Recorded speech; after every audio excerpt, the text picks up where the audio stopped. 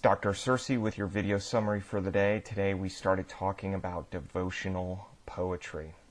Now, devotion is religious reverence.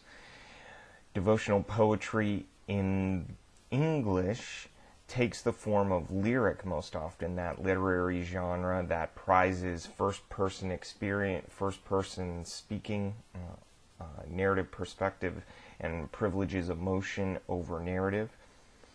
We talked about two poems by John Donne, The Canonization, which is a love poem that adopts spiritual terminology, and the 14th Holy Sonnet, which is a spiritual poem or devotional poem that adopts erotic terminology.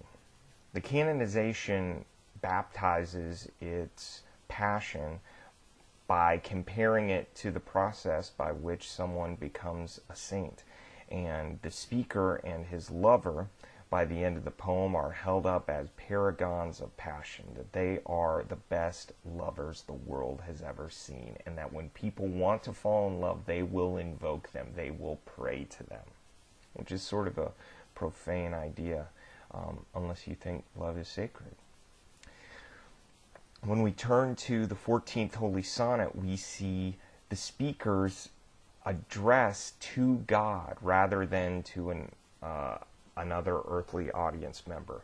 The poet turns to God but uses lots of terminology that we might see in love poetry, so betrothed and ravish and other terms of erotic affection.